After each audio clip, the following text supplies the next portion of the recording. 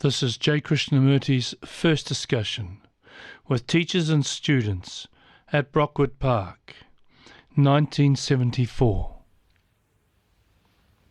What shall we talk about?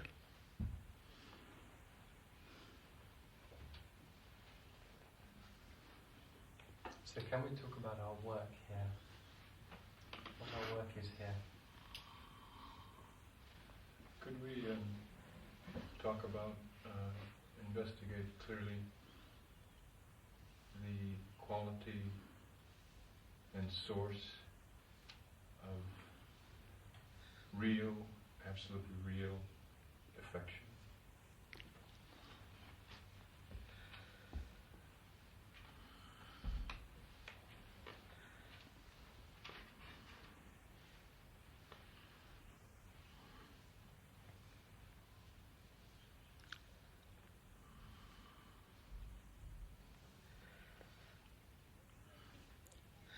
And also I would like to talk about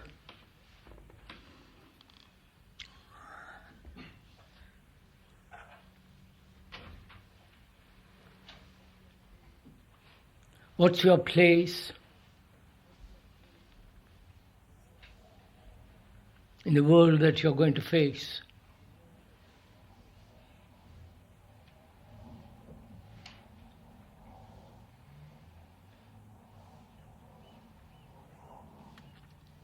And in that, I think perhaps we can bring in affection and what is the thing that we have to do here and so on. Is that all right? So in that is including responsibility outside? Hmm? Is including responsibility outside? Ability? Responsibility. Responsibility, of course. May we talk about that? May we? Are you interested in this?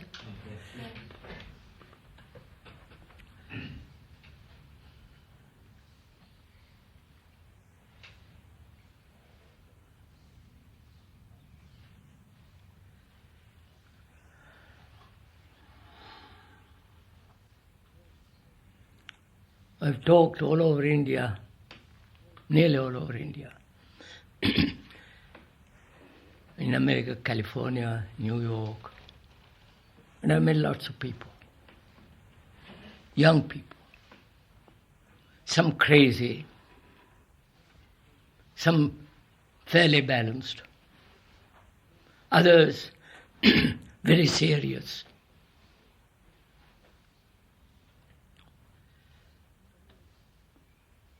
And when you talk to them,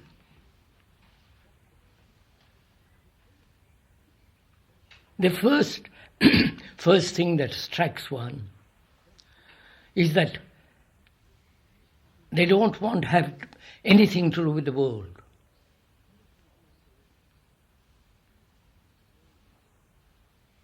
The world being politics, business, all the organized religions with their priests and rituals, and they don't want to have anything to do with violence.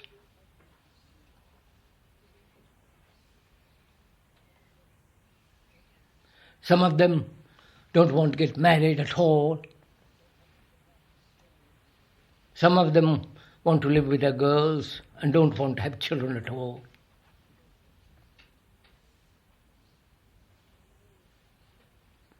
And others, they go off into communes and communities. I believe there are 30,000 communities in America, and very, very, very few of them succeed. I believe only half a dozen of them really are self-supporting. And the others start with great enthusiasm, eagerness, passion to live, work with the earth and so on, and gradually peter out. There are the others who follow the various gurus, long hair, short hair, fat, thin, young, old, coining money. Some of them are millionaires. So when you look at all this, and when I come here,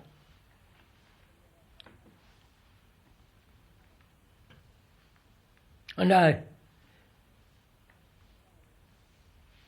ask myself,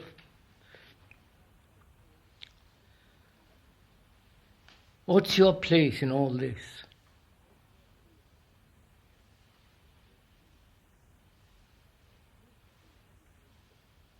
Most of these people, young, want an easy way of life.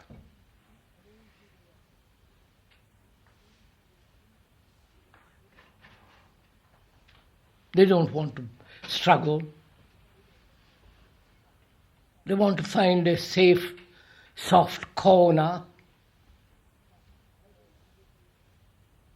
where they can live peacefully, affectionately, generously, with a great deal of affection, but totally withdrawing from the world.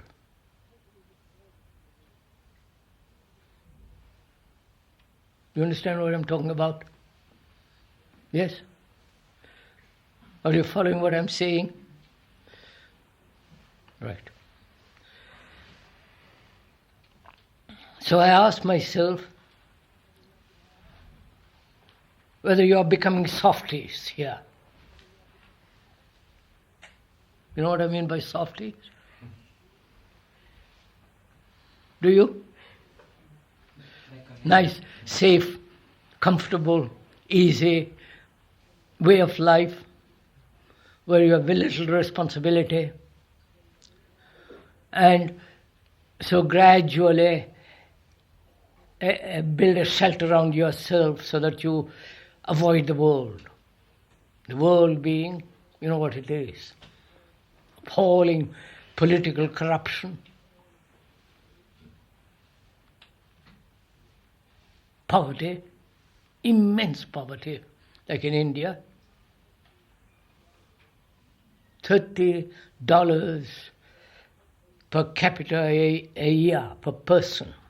You understand what that means? $30 for a year. And yet they are willing to spend billions on war. They've just exploded an atomic bomb. And that gives them power, position. They belong to the club.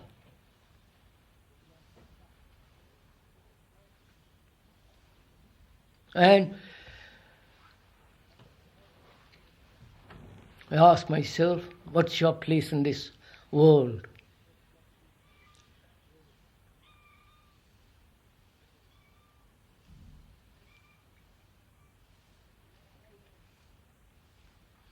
Either you conform to the world,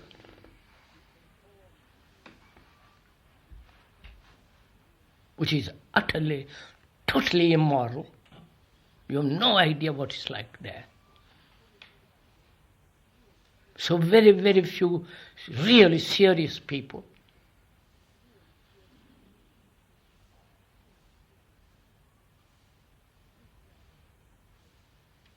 Each one out for himself in the name of God, in the name of Jesus Christ, and in the name of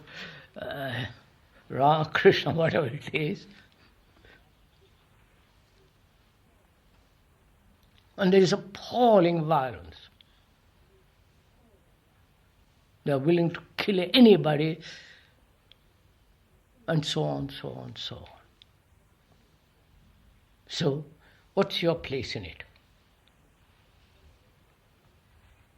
What is your responsibility in this world?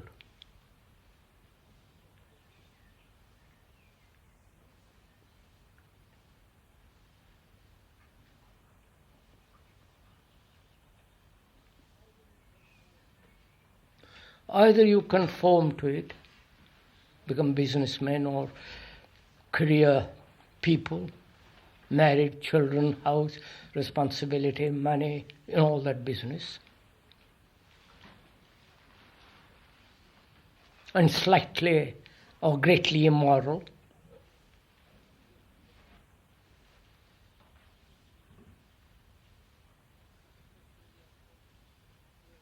Adjusting yourself to a society that is essentially based on violence.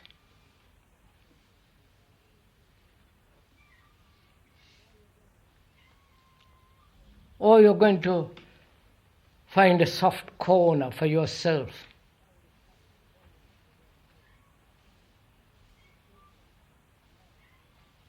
In some monastery,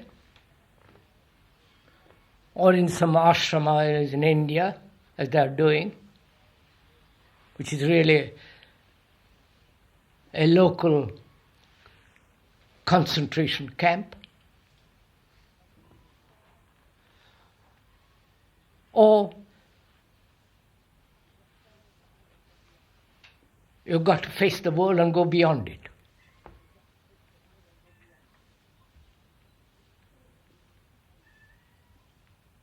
Be super intelligent. And with that intelligence, face the world, which means stamina, energy, vitality, strength. To be able to stand by yourself and face all this music that's going on in the world.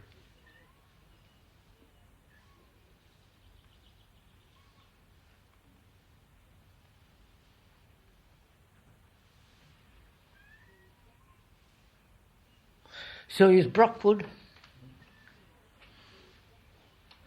giving you, helping you, educating you to have that intelligence. Intelligence means vitality, energy, capacity to face things, not just escape from it.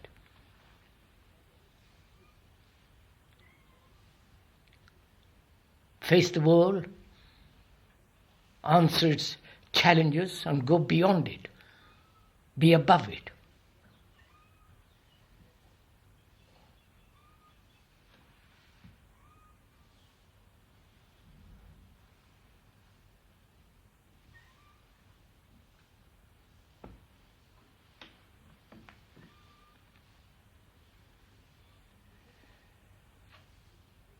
You see, most educational institutions, almost all of them, are educating the students to comply, to conform,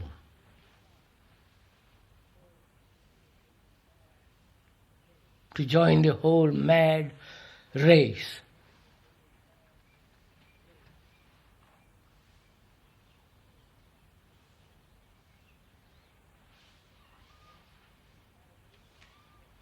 And are we here giving you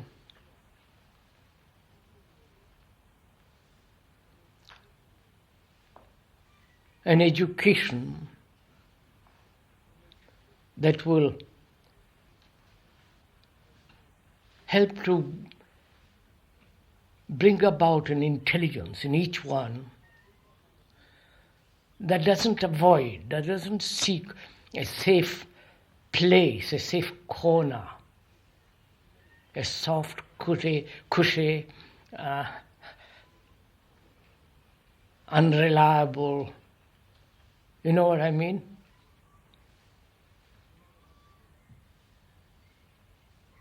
So that when you face this monstrous world, and it is monstrous, you are incapable of meeting it.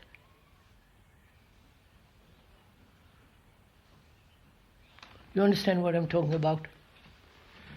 Huh?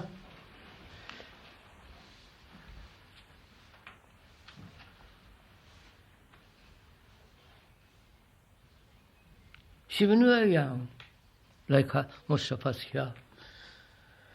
We are very affectionate, kind, generous. We help each other.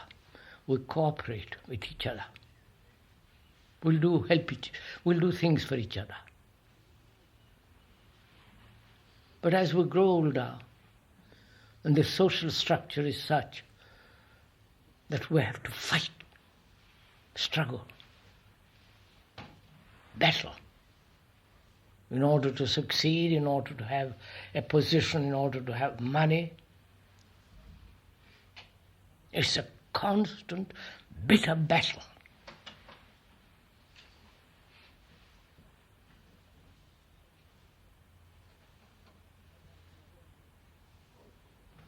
And are we going to enter this race, this rat race?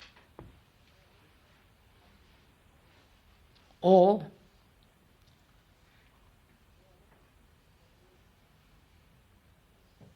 can we, being rightly educated, avoid all that, but not become softies?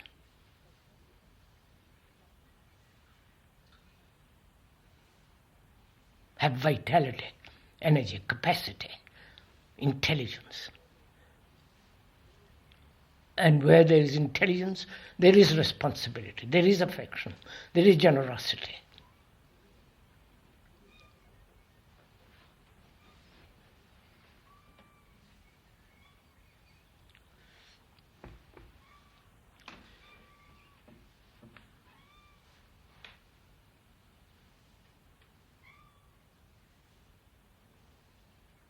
So,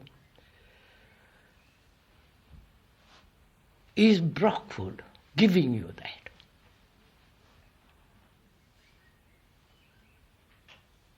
You understand what I'm talking about?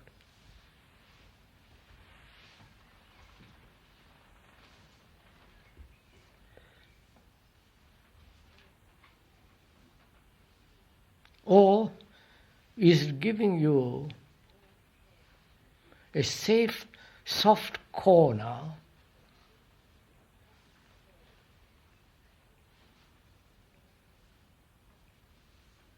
where you can just carry on, not cultivating energy, drive, not the drive to become a businessman or a politician or more money, better position and all the rest of that rubbish. But the vitality, the energy, the strength to stand up against all this. Come on, sir, let's discuss this. Excuse me, can a place give such a thing to a person? Or if isn't it that any other person who has this can give, but can a place if there's nobody?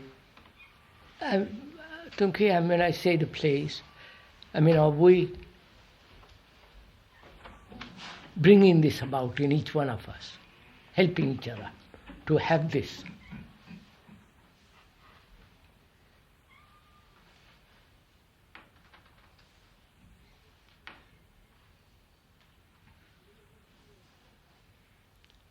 This is really a very serious question.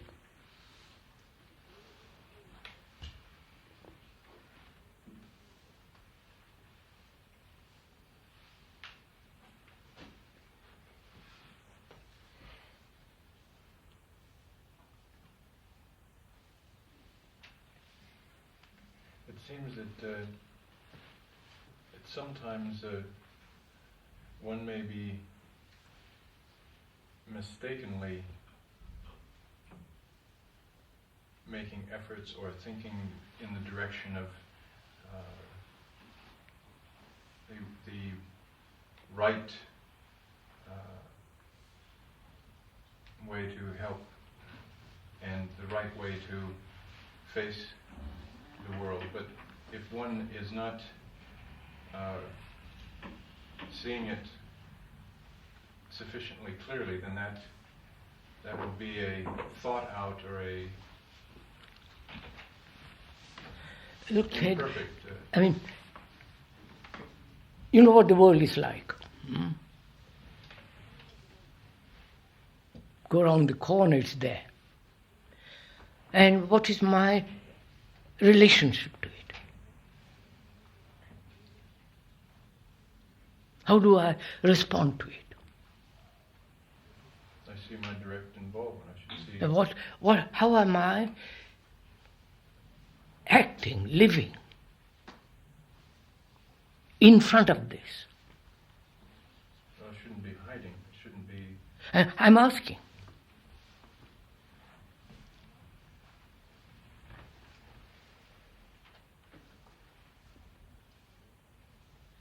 There is this challenge, and what's my response to it?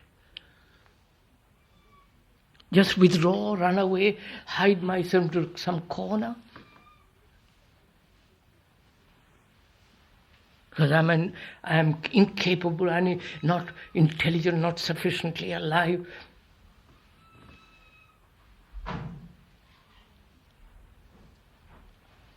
How do I meet it? You have to be sufficiently aware of it. Aren't we aware of it? And Don't we know what's happening in the world? Yes, Don't you read magazines, newspapers?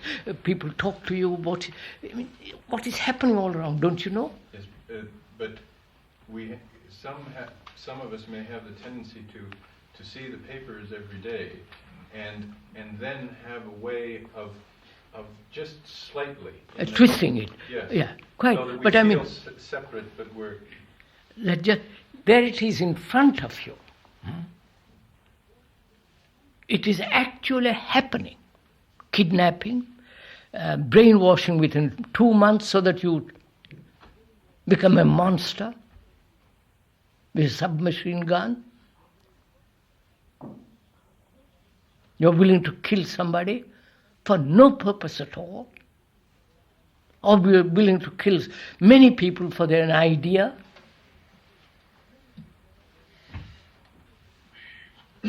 There are all these terrible misfortunes happening in the world, poverty, all that's happening. You don't have to read many, many papers. Now, when you are faced with that, what is your responsibility? What's your action? You mean what our action should be, or what? Now, how do you respond to it?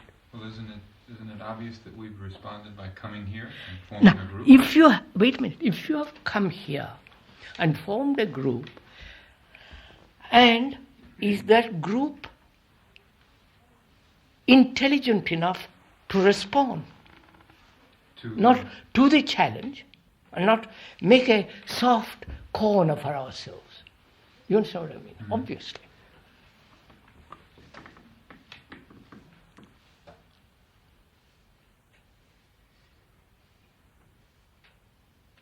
Because as I said, life is pretty terrible.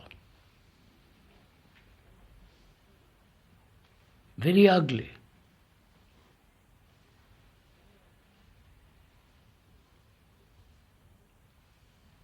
And we've got to face all that sometime.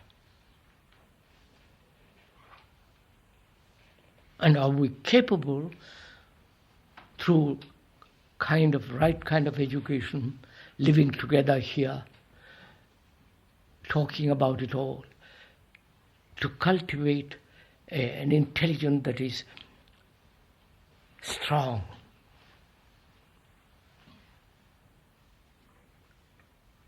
that is integral.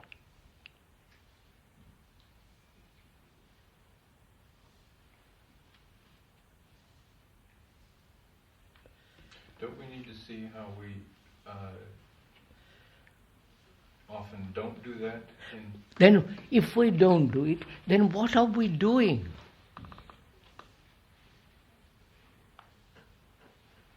Then what are we all here for?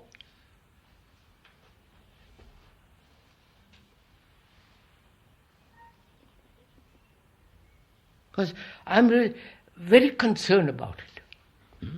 Because now they're in India, there used to be 2 schools, now since I've been there, they're going to have another 3 more schools. There'll be 5 schools in India. Another school, they're being formed in California. And there is this one. I happen to be related to it all. I'm trying to help in it. And I say, what is it that we're all doing?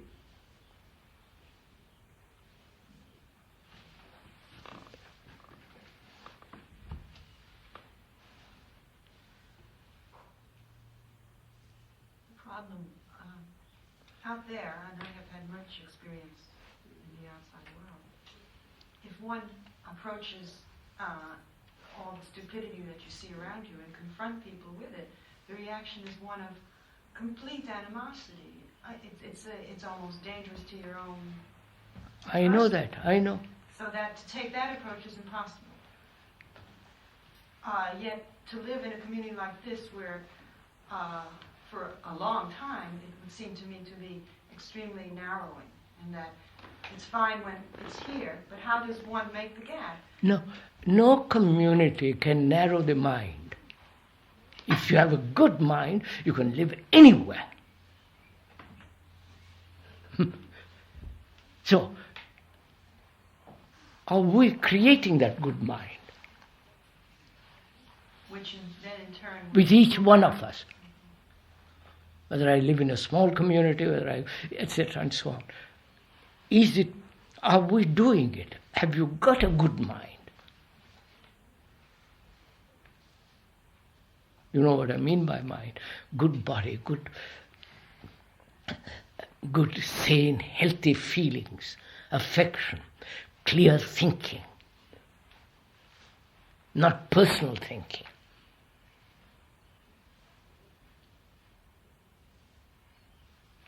A mind that is capable, that can stand up against the most stormy world or very intelligent human beings who are crooked. You follow all this? What do you mean by stand up? Do you mean not to add to the chaos? Not add to the chaos and go beyond it. And not to be hurt by it yourself? Not to be destroyed by them. And then destroying it, the example of destroying it would be, destroyed by it would be conformity to Of it, course, or of course. reaction. Or suppressed by it. Trodden down by the world.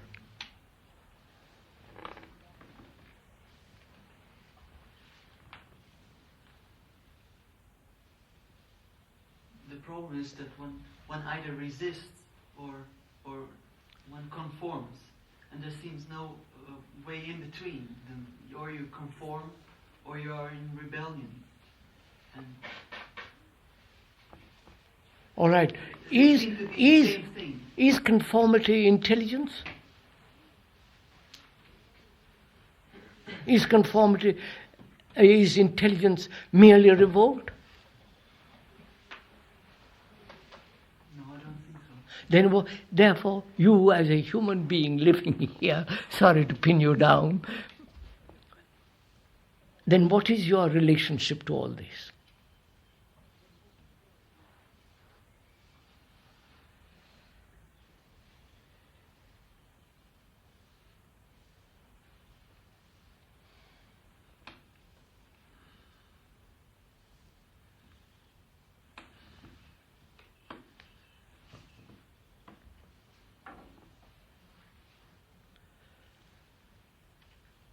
See, you have to earn a livelihood, unfortunately.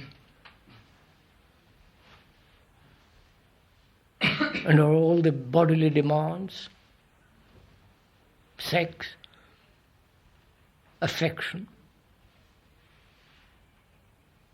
Are you able to stand alone against all this? Not withdraw, not become neurotic? How do we know? When we can feel, we can sense, we're intelligently living and confronting and acting, but that there needs to be an extreme sureness and clarity to that. Of course, of course.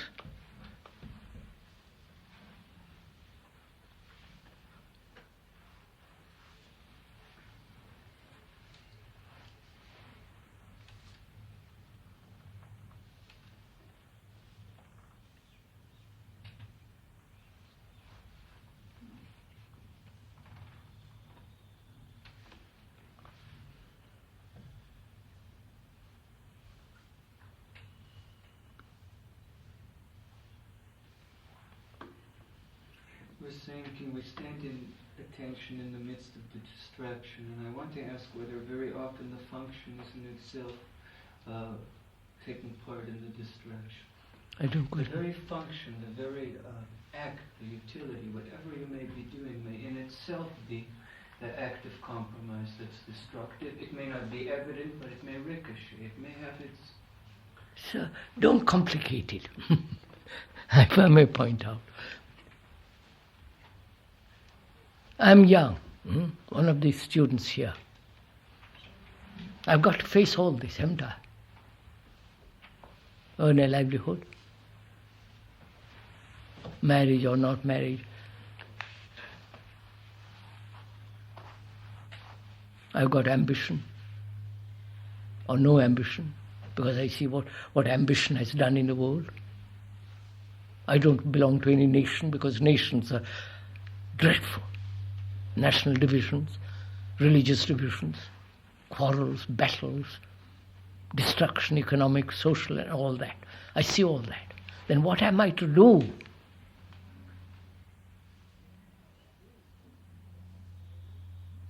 Just withdraw, die slowly, wither away, because I can't understand all this. I can't face it. Just commit suicide gradually. I don't want to do that. Then what am I to do?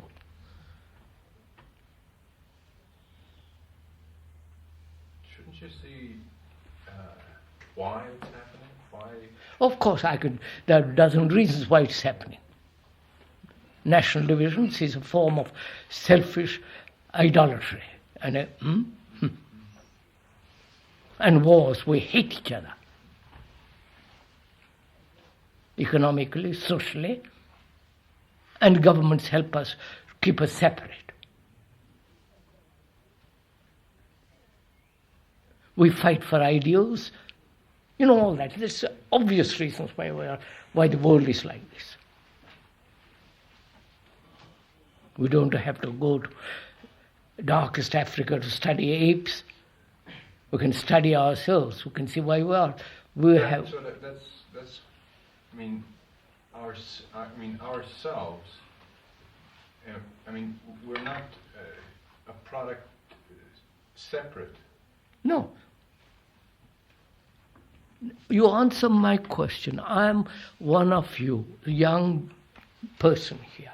What am I to do?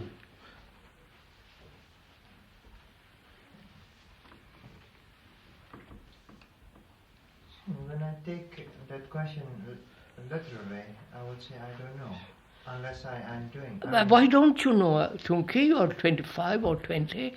Why don't I know what I'm in front of all this? Unless I go and do it. But why should I go into it? No, Tunki, I can look at it, can't I? There it is around me. I don't have to go into the cage to find out what the animal is like. I can see what the animal is like.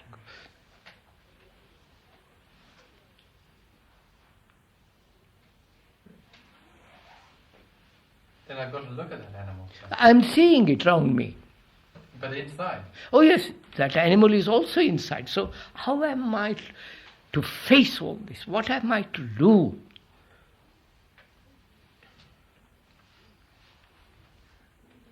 My father, my mother say do this, and the government says do that.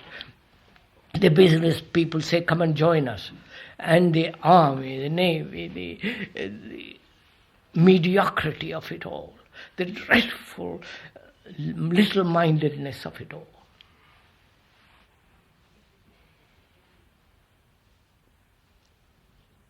And my own little mind. And I say, what am I to do? Just sit in a corner and cry? Why are we posing that as the alternative? We don't feed the animal, neither our animal nor outwardly. If we're not doing that, then we're meeting it intelligently. But my dear chap, I must live. But who's saying we're not living? I will live that way, intelligently. Then am I living intelligently? What does it mean? Well, either I'm going to get in the cage, or either I'm going to feed the animal, or I'm not going to, if I can see. But am I living intelligently so that I am different totally from all that, from all the animals of the world?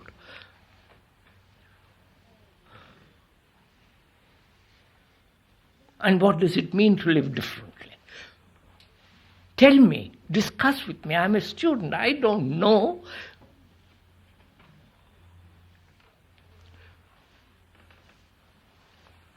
Surely the first thing is to see the world within me. The world is there and the world is here. Do I see it? Help me to see it. Don't talk about it endlessly. Well, I help you to see it in my daily living. We're working together. We have a class. Do we do it? Do we do it? Does it actually take place at Brockwood? The animal outside and the animal inside of us. Which that animal inside of us at present is young, friendly, affectionate, kind, generous, hugging or whatever it does, being petted and all that, and as it grows up it becomes like a monster. So why should it become a monster? Why? Because society demands it. And my friends demand it. My wife says, for God's sake, don't be a cuckoo, go and join the mad world, become rich. There's every kind of influence around me to make me into a monster. You mean by being surrounded by this sort of softness that you're talking about? Yes. Then I never come to grips with reality. That's just what I'm saying. Put it in your own words.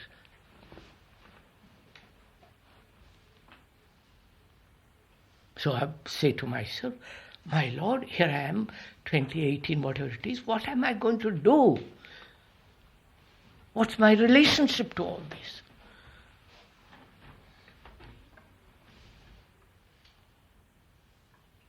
Just go out to a corner and meditate?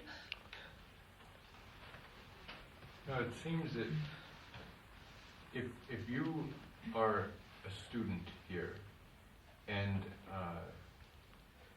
I talk together with you, we can see how things are influencing us, how we are responding.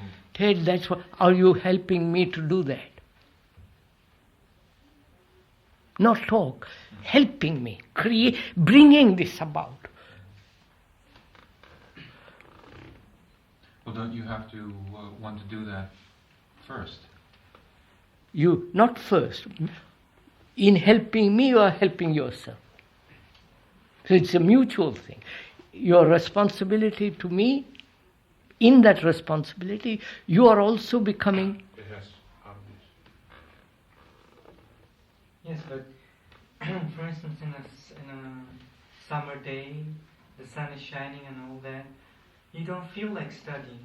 Oh, don't reduce to of course you don't like. On a day when it is sunny, you don't want to do anything or lazy. That's not the problem, my friend. No, yes, but what I was going to say after that was, how am I, or how is any person going to tell me I have to study, I need to study? Your own intelligence will operate. Yeah, but if you haven't got it, then how do you acquire that intelligence? Look, the world wants you to go one way, right? In that direction. And you see that direction is monstrous, destructive, uncreative, petty, everything you like. And you are you're also caught in that direction. You also want to go in that direction. Because it's the easiest direction. And who is going to help you or help yourself? Say that's wrong. I must go in another direction altogether. Who is going to help you? Does Brockwood help you?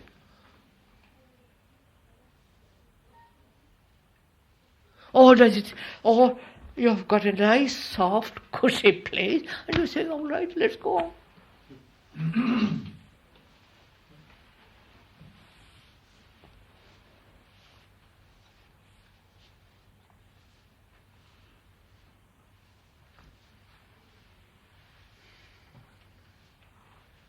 You know, the mind, the brain, the mind, is such a delicate thing, such a marvelous instrument.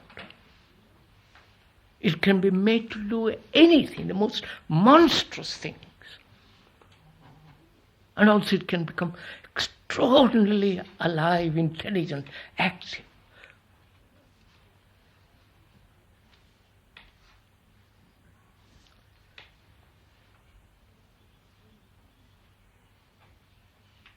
See, when you sit in front of me and I'm talking, I feel I'm responsible, you understand? To see that you have such good mind before you leave this place.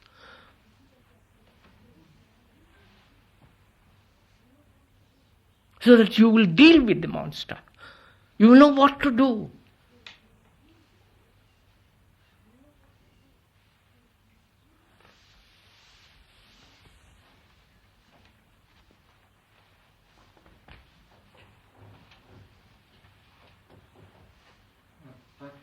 For example, if you don't want to continue that way, which all the world is following, they start to bother you, to make you the life impossible. So. Non capisco. Can I speak Spanish? Sí, seguro. Si usted sigue el mismo camino, si usted no quiere seguir el mismo camino, entonces ellos van a empezar a molestarlo a usted, a hacerle la vida imposible, porque usted está viviendo diferente. Entonces, pues, no sirve mucho. Look.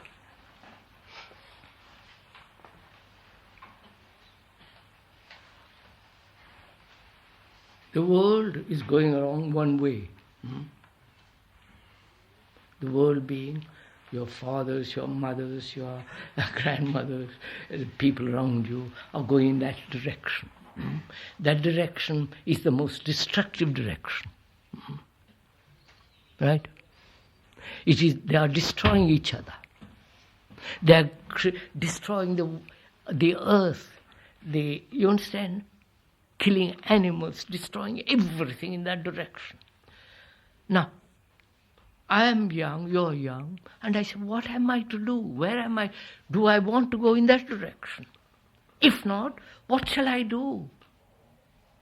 Have I the capacity? Have I the intelligence to withstand that and create my own life, which is different from that?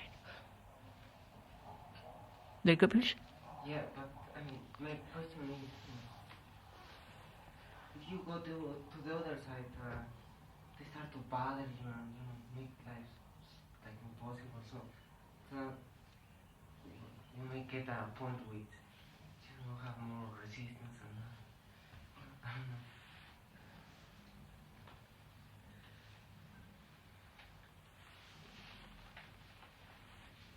Look, my friend, you've got to face this, haven't you? Have you, by being here, living with all these people, studying, have you this intelligence that will not do this, but do something entirely different, and yet go beyond that? You understand what I'm saying? This is very simple what I'm talking about. Bene? Beyond, do you mean that psychologically you are not involved in all this? In all that. But you might have to take a hard action in some time when it is necessary. I may not. You may not, yes. I may not, but I won't do all the things they're doing.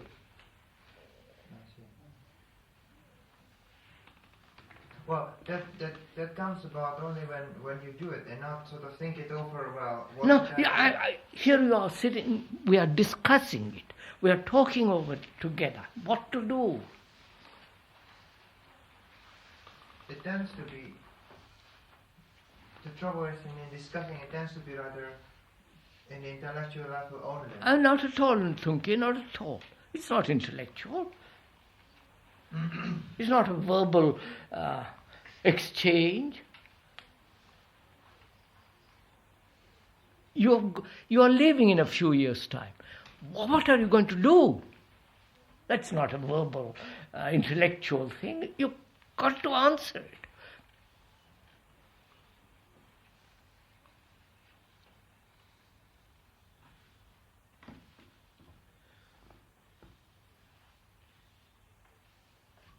See, most people don't care.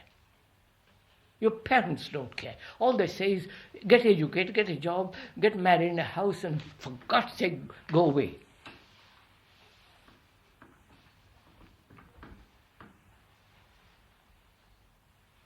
And the world says the same thing. Don't be different. Comply, conform. Be a Catholic, Protestant, or something else. Don't be different. Don't be intelligent. You will destroy yourself if you are intelligent. That's what the world says.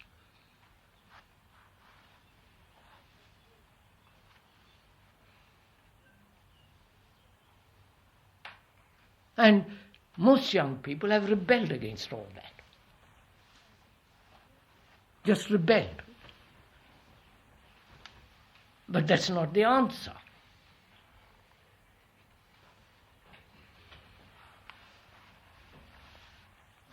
In that rebellion, it shows that there is some intelligent thinking going on. No, that's not intelligence. To rebel against something, that's not intelligent.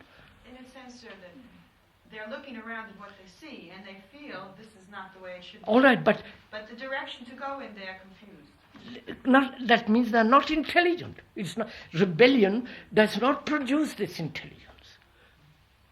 I can say, well, I don't want that, and just remain what? When I say I don't want that, I am different from that.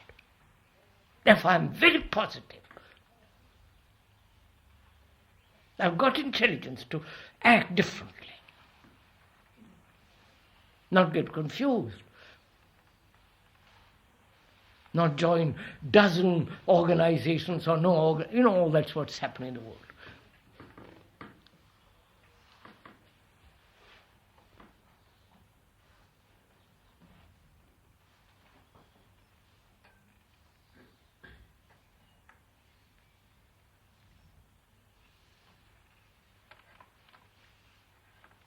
This is your home. This is my home while I'm here.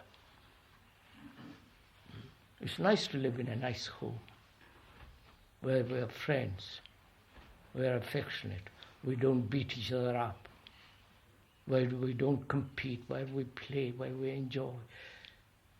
But this isn't what the world is.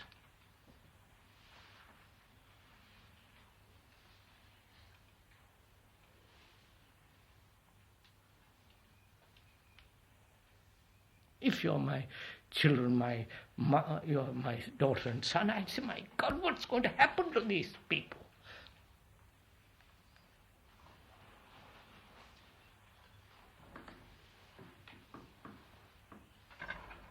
Is Brockwood giving them that intelligence that will see the ugliness of that and create a new life, a new way of living?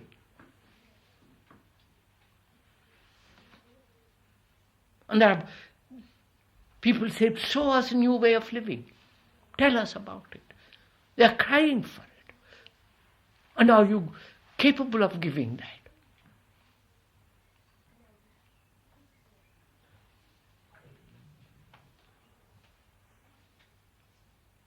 Of course, Brockwood exists for that. But if we look at what is happening in Brockwood. I mean, I'm fairly new here, so I've had to take a good look at my schedule and other people's schedules. I see a lot of time being devoted to O-level exams, A-level exams. Yes, sir, that's history, part of it. mathematics, I understand that. But also a lot of time, don't you also devote some time to all the other things? In proportion, certainly not. Then create it. But you're not saying that it's a mistake. That it No, is a mistake on the contrary. Study, I have to study. As a form of cultivating my brain, all the rest of it. But also there is other cultivation of the brain too. To face, to understand, to see myself as I am, to change myself. All that's involved in it.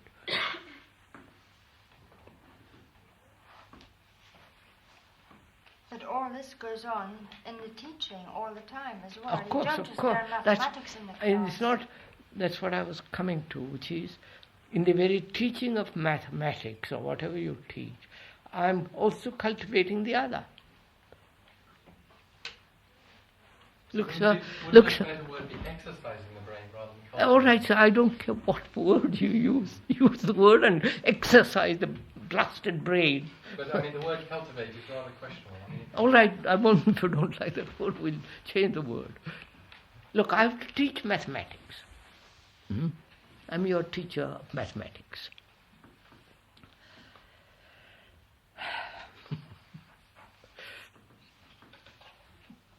And also, I'm your teacher as well as I teach myself. What is the implications of mathematics? Are you following what I'm talking about? Huh?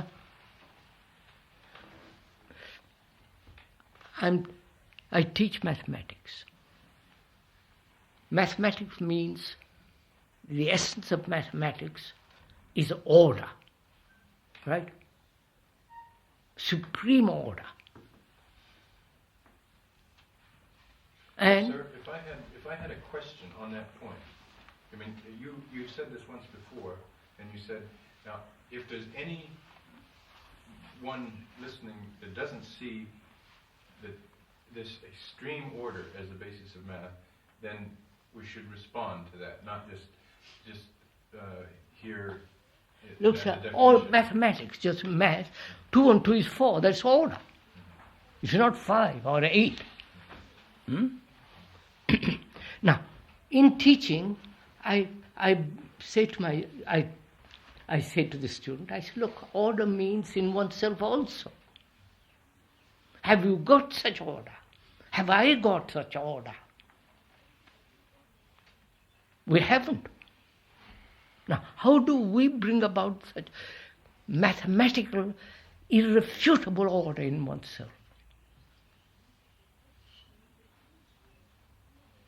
You follow? I would discuss that and then go on. So that in the very act of teaching, we are there is order established in you and in me. But somewhere is the implication that both can be done. Now, I mean, I realize, because I have to teach mathematics and physics, that it's sometimes an hour, 2 hours, 3 hours can be absorbed in just the most trivial aspect of the mathematics. It's something that it takes time and exercise to do. Yes, sir. And but also sometimes if we engage in a discussion of order, then we don't engage in the discussion of the actual mechanical manipulation of logarithms that the O-level exams will require from us. They yes, don't sir, ask but you I can do both, questions. can't I? Can't I do both? Isn't it my function as a teacher? In the very teaching of mathematics, I help the student and myself to bring order psychologically in myself. Isn't that my job as a teacher? Both logarithms and all that blasted stuff and all. Right before your talk, I had a class with the juniors. They're all here in this room, I assume. And they said, we can't have a class today with me. I said, why not? Because we're listening to Krishnamurti and we don't have the energy to do this. We get sleepy. If I listen to you for an hour, they say, then I can't listen to Krishnamurti because then I get sleepy. Why? Well, I said, Why, baby? Sure, Why do you I said, get why? sleepy? I said, why? And so they said, well, we're too young. Our brains are too soft for that. We can't do this. Where are all these? Hey! Where are they? Hey, where are you? So they said, well, if we can get through Krishnamurti, then we can't get through Sophia because she's right after lunch. This is a lovely game. So we are softies, are we?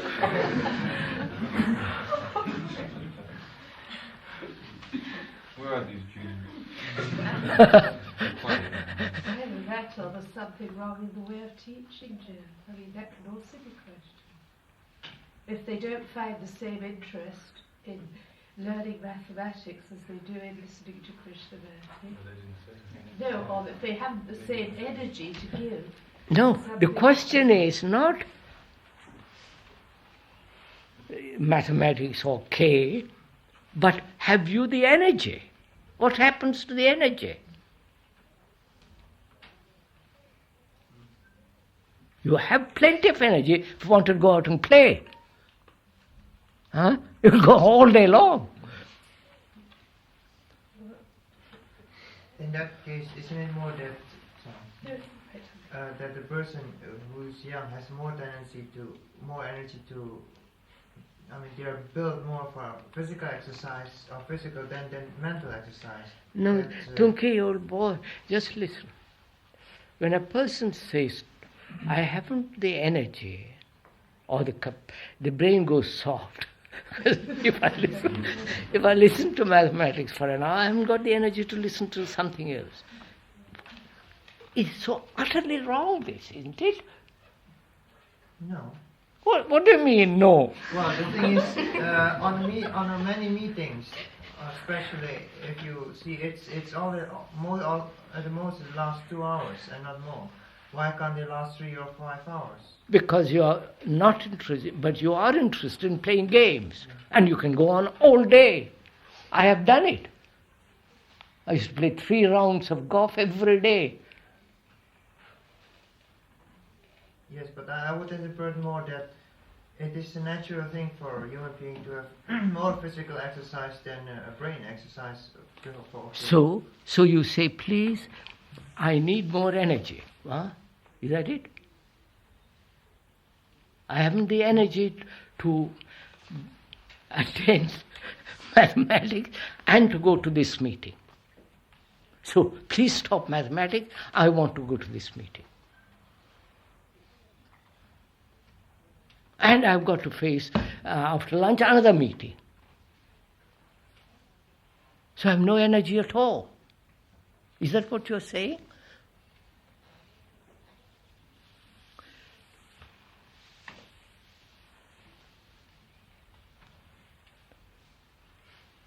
What gives you pleasure?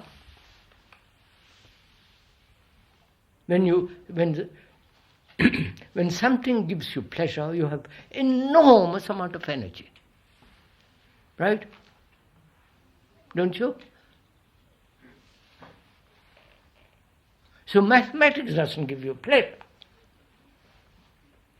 But apparently sitting here and letting me talk gives you pleasure. Me talk and not you.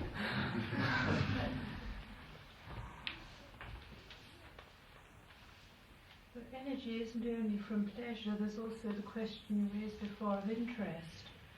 That means pleasure means interest. I'm interested, it gives me pleasure. I'm delighted to listen to somebody talking, and I can go off in my own, Interest is something, I think interest goes beyond pleasure. It's not only pleasure, I would say, if I may. You see, what we are talking this morning, sitting here, is demanding much more energy than mathematics.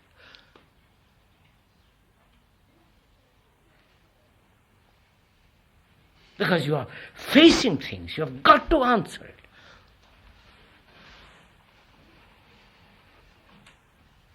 And you don't do it because you're slack. You say, well, let the poor chap talk, and we'll just listen to him.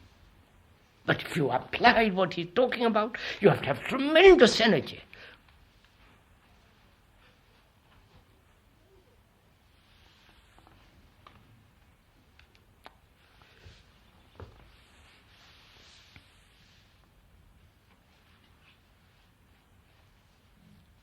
which doesn't mean drinking more Ribena or coffee.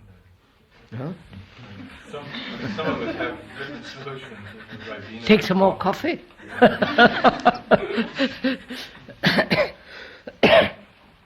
But on the other hand, So it has nothing to do with coffee or anything. You've got, if you are interested. I've not taken coffee for the last 50 years. It's not a matter of coffee or the right amount of food. You need the right kind of food, right kind of exercise, but the quality of energy comes from a different source. And that's what we're trying to do. Well, that's something that seems in a number of people, and I notice it also myself, that this energy comes only in certain branch which I'm interested in, but it doesn't come into a branch which I don't see the importance. But look, Tunki, is life a branch, a part? My response to this challenge, is it just a part? It's just a branch of some vague, incoherent challenge? It says, it challenges you as a human being, what are you going to do? Well, at the moment it challenges, then my interest comes. It is there now. Don't say you are at the moment. It is there right in front of your nose.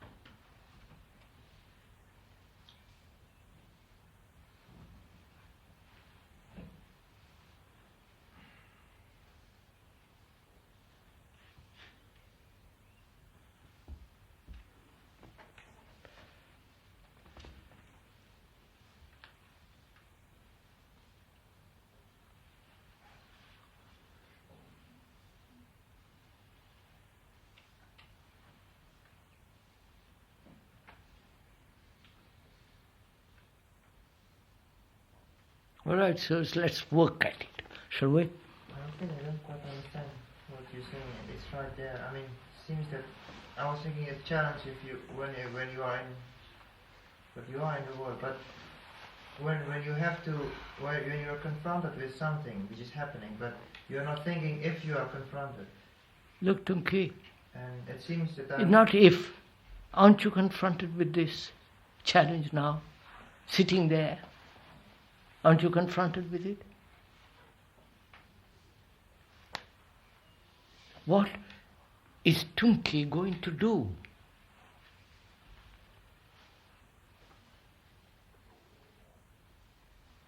What is it going to do? I mean, well.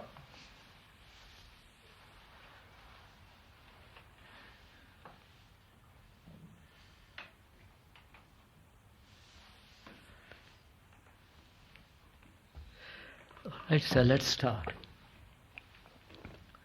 How do we, you and I,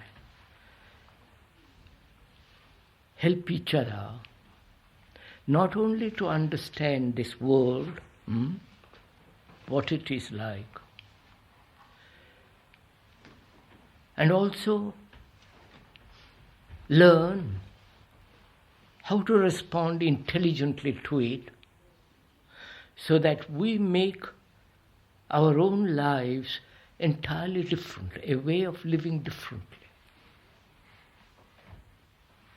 Not be destroyed by that, not to be suppressed by that, not to be absorbed by that, but live differently. Does that interest you?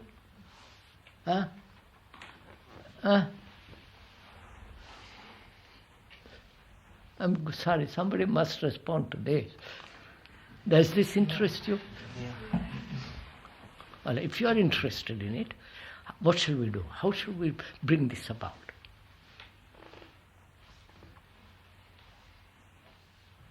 It cannot be brought about through compulsion, can it? You understand? By forcing you,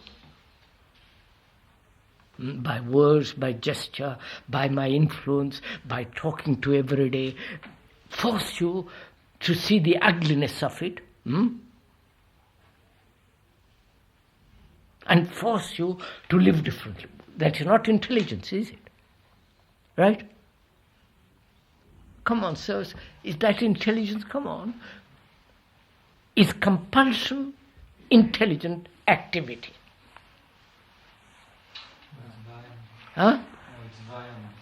Come on, sir. Answer this.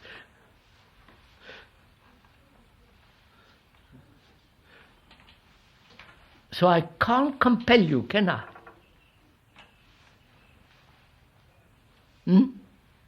So wait, take that.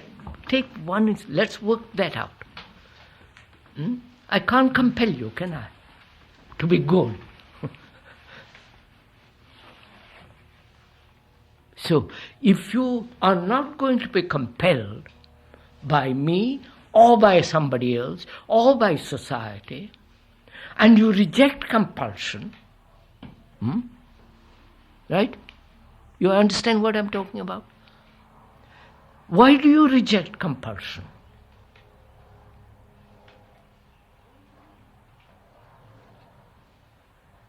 Because you just don't like it?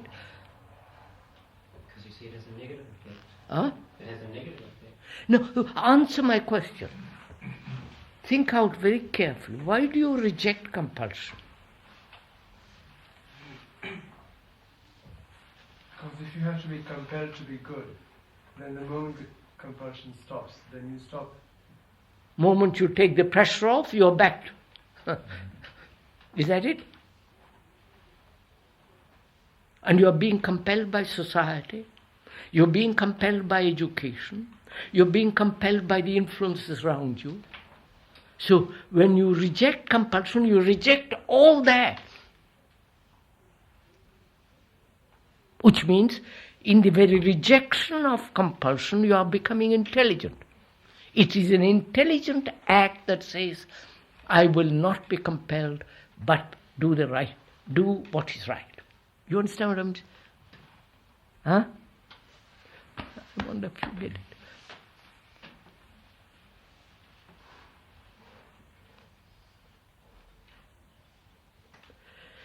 You know, there is still a psychologist in America, a rather powerful one, who says people have been compelled through punishment. You understand? If you don't do this, you'll be beaten up. Beaten up nicely or viciously. So he says, reward them. Don't punish them, but reward them. You understand this? Which is another form of compulsion, you understand? So you are rejecting compulsion because you understand the nature of compulsion. Right? I cannot put a lid on you. I may for the time being, but when that lid is taken off, you're back where you are, right? So you say to yourself, compulsion is essentially wrong, right? And the insight into compulsion is intelligence, isn't it? You understand what I'm talking? Do you understand it? So, when you reject compulsion, you are rejecting it out of intelligence, not out of personal reaction or some kind of reaction. You understand? Do you understand this? Please, this is a simple thing. If you do something out of reward or punishment, that's a form of compulsion, isn't it? Therefore, it's not intelligent. Intelligence has the insight to see the nature of compulsion, the understanding of compulsion. And therefore it says, I won't be compelled. And therefore, that intelligence will then do the right thing. You understand what But as a student here, I think I could speak for some of them, saying that I feel those compulsions. I feel people are trying to compel me to do this and to do that, to behave this way or to behave that way. Therefore, I feel the threats of these punishments. Therefore, let's understand. So I'm afraid to speak out Yeah. against them. Therefore, let's understand the factors and the influence around you which you call compulsion. Right? Come on, so don't go to sleep. I'm talking. Are you tired?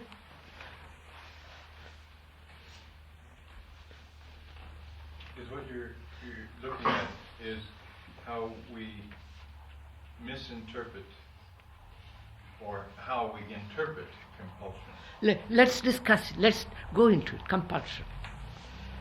You sit one way. And I come along and tell you, don't sit that way. It's bad for your back. Sit straight. Because if you sit straight, blood goes easier into your head, if you have got a head at all. And so I say to you, please do sit straight, because it's good for you, for your back, for your health, for your capacity to have more blood in the brain, and so on, so on, so on. So I say sit. And you say, you're compelling me. Right? Right? Is that compulsion? So that's not compulsion. Wait, come. I'm going to go step by step into the blasted thing. Is it compulsion? If I don't want to do it. Huh? If I don't want to do it. Then why don't you want to do it? Is it you like to sit like this? Because you are used to it?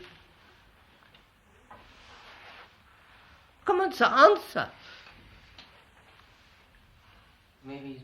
Wait, I'm one thing at a time. I'm going to run this in. Why don't you like to sit straight? What's wrong with it?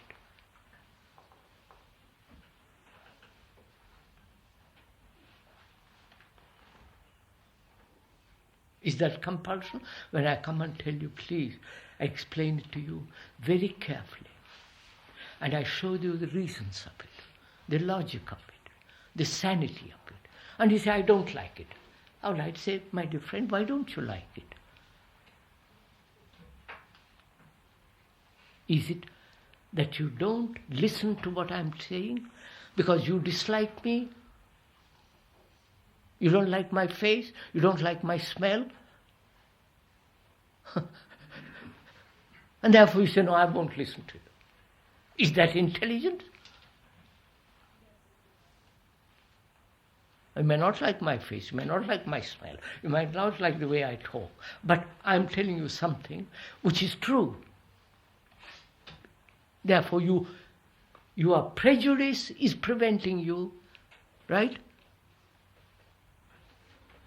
And is prejudice intelligence?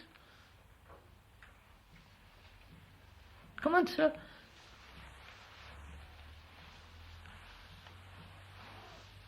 I come along, wait a minute, that's one thing. I come along and say, look, eat properly. Don't make noise at table when you eat. Don't hurry when you eat. Eat slowly, because it's good for your digestion. Hold the knife properly. You say, go to hell. Who are you to tell me?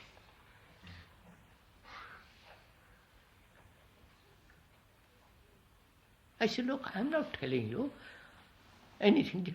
There are certain ways of eating.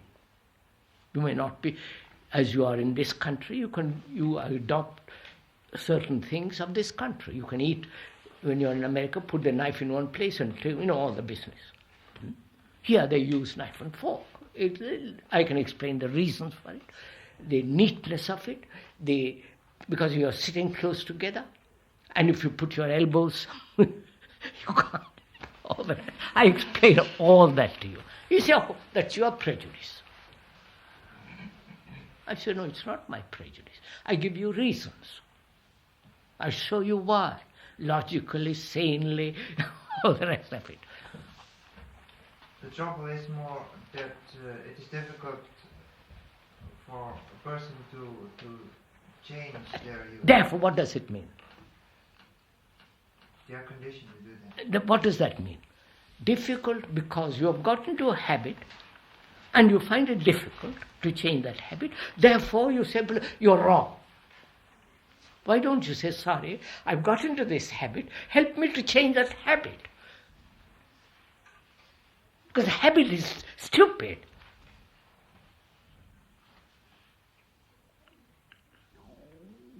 Is that compulsion? Is it compulsion to say, please, go and have a bath because you stink? Is that compulsion?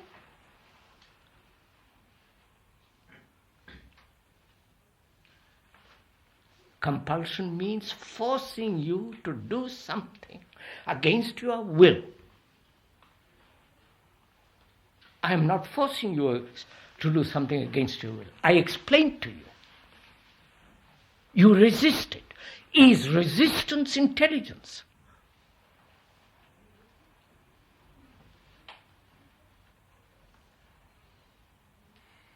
Because you got into a certain habit, it's a trouble to change it, and so on. So you say, well, you're prejudiced, you're wrong, this is the right way to eat, and so on.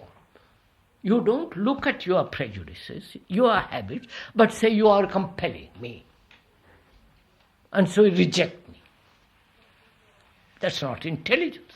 Intelligence says, why have I got into this habit? Can I change that habit? If I don't change my habit, I'm a stupid man.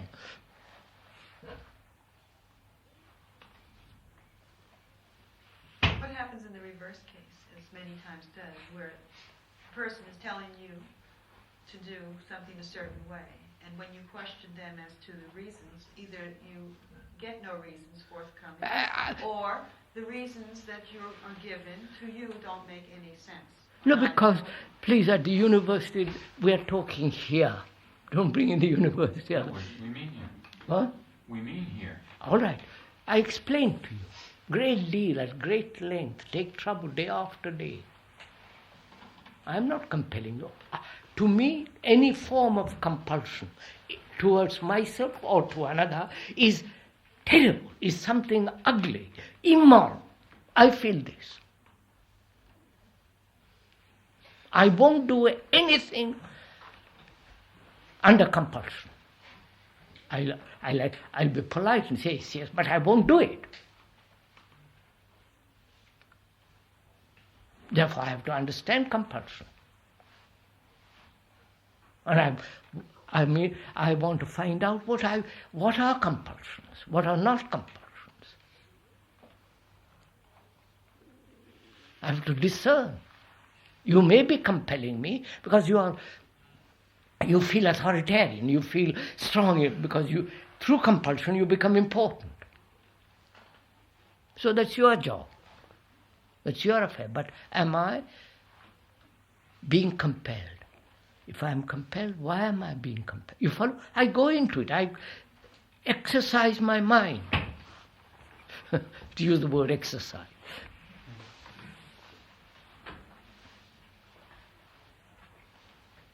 Are you doing that? Please come discuss with me. Don't translate we mustn't be compelled because it's against everything. How do you know that you're not compelling another unconsciously? So I think this is the problem, because very often one wants to persuade somebody, one wants somebody to I believe don't something. want to persuade anybody. I have taught for 50 years, thousands of people at everybody. I don't want to persuade them. That's it. Persuasion is the most serious thing. I don't want to do that. I want them to be intelligent, to see what is true, what is false, what is the right.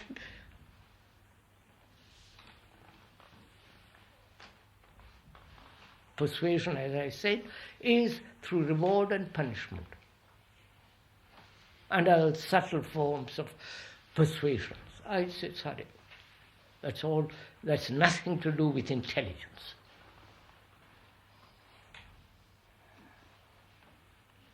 If I've got a habit and I'm stuck to that habit, it is unintelligence not to break that habit.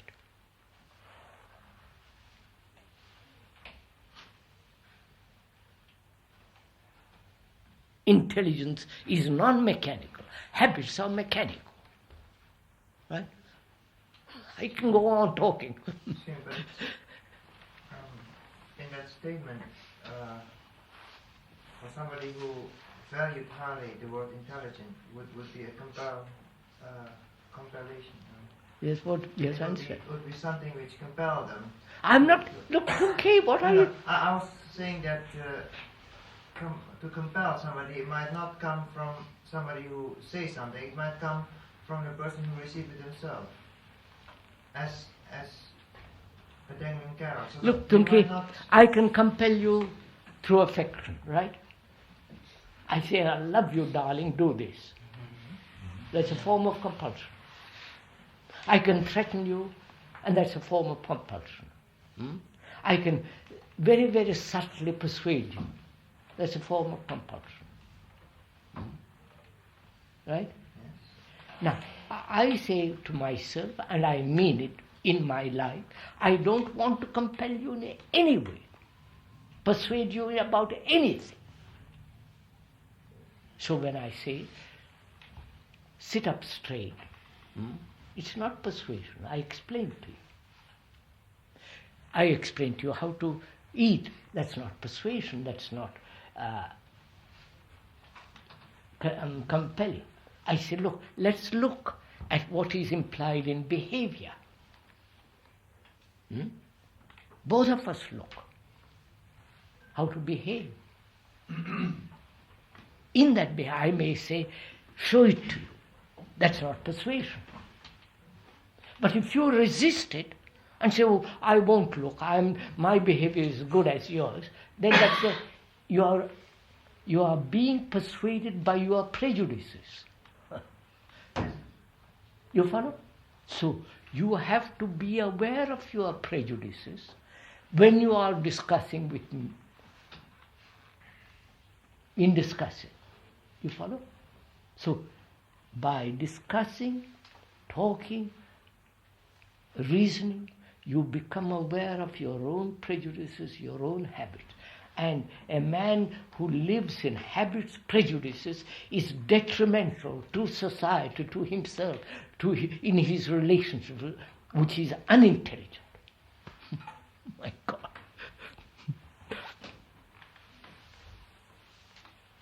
So are you being persuaded, compelled? Or are you listening with reason, with clarity, with intention to learn?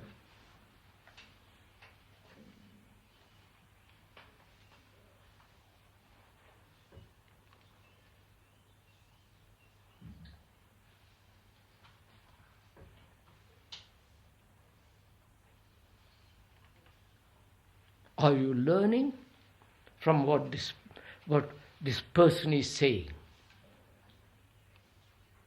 Or you may say, well, it's too difficult, too absurd. I have no prejudices. I'm full of open love.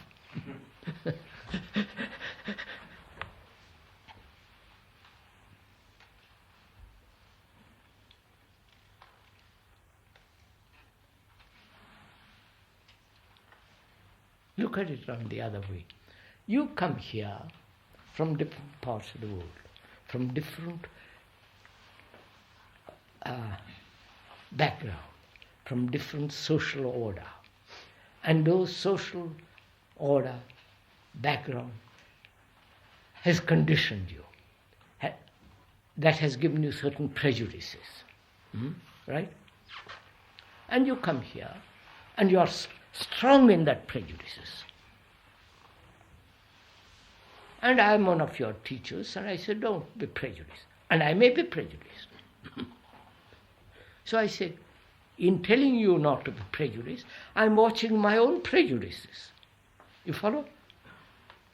So, in talking over prejudice, I am freeing myself of my prejudices as well as yours. Do you understand all this? So that we grow together in intelligence. For God's sake.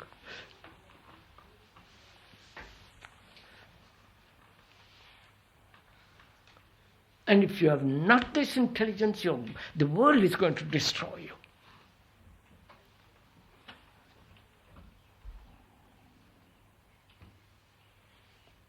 You'll be like the rest of the gang.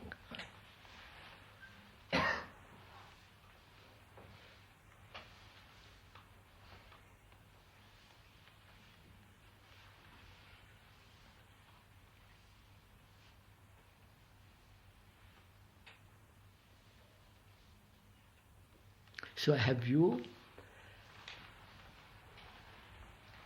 understood the nature of compulsion? Have you learned about it?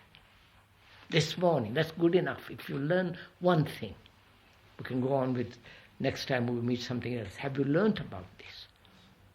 The implications of compulsion, reward and punishment. Oh, do this for my sake. I love you, darling, do this.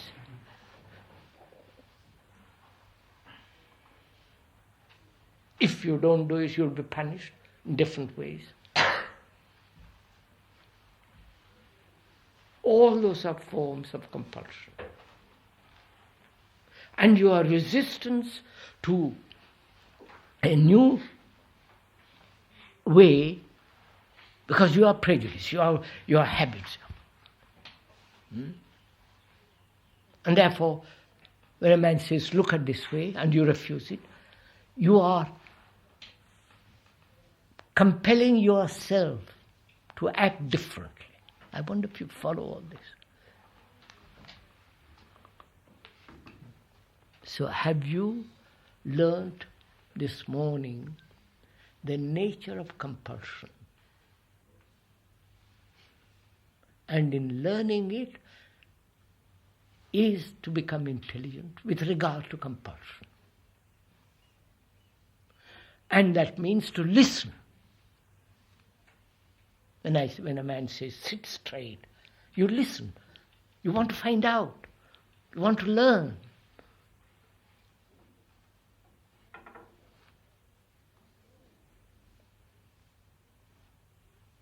In India, when I go there, the Western habit is you taste food with finger, you lick your finger, touch everything with your fingers after you licked your fingers. In India, if you did that among certain class of people, they wouldn't eat at your table. You understand all this? Because they don't want to eat your special. Sorry to put it bluntly. Here, you do everything, Now, I come along and say, look, listen to this. And say, don't do that. It's unhealthy. Right? It's contagious. It's not very nice. Put your taste in, put your finger into the mouth and then pick up something. I have to pick up that too. I don't want to eat your spittle. I say this to you. And you listen. And the next minute you do that. And I say, look, old boy, don't do that. It's not very nice. It's unhealthy. And you keep on doing it. What am I to do? Beat you up? Compel you? Tie your hands?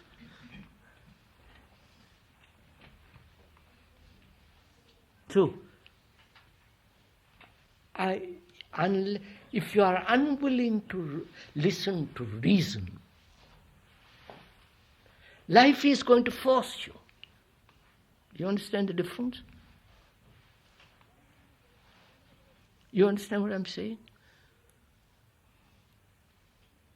Somebody else will come along and force you to do it. And you then rebel and just peter out.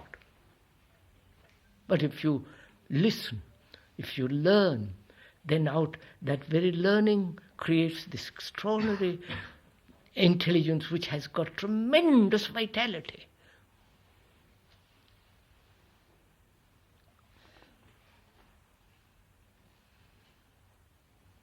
For some people, this is reasonable, but for some other people, it's not reasonable. Wait, Tunki. Don't bring in other people. Is it reasonable to you? Well, yes, but... Wait. If it is reasonable, are you doing it? Yes. Huh? Are you free of your prejudice to listen and learn?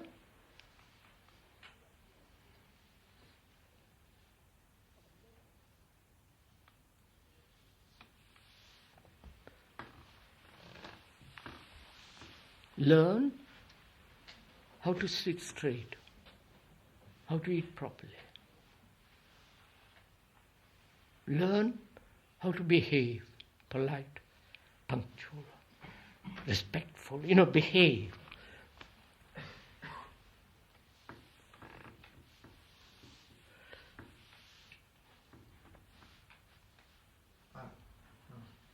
I was referring to that spit something which you...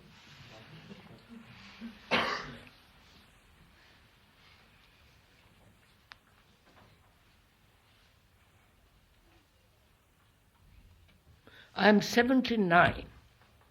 I've got plenty of energy, right? Why? Not because I eat very well or because intelligence is in operation and various other factors.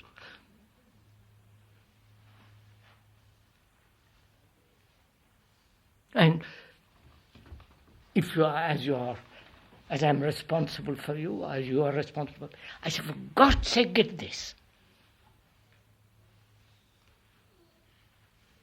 Get this kind of way of living, this kind of way of thinking, looking, observing, learning. You'll have this intelligence. And I feel Brockwood is for that. Not to give you a nice, soft, cushy, help you to be softies.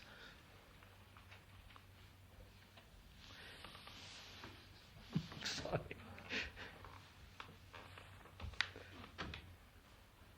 What time is it? 1:05. Huh? 1:00. Is that enough? Huh?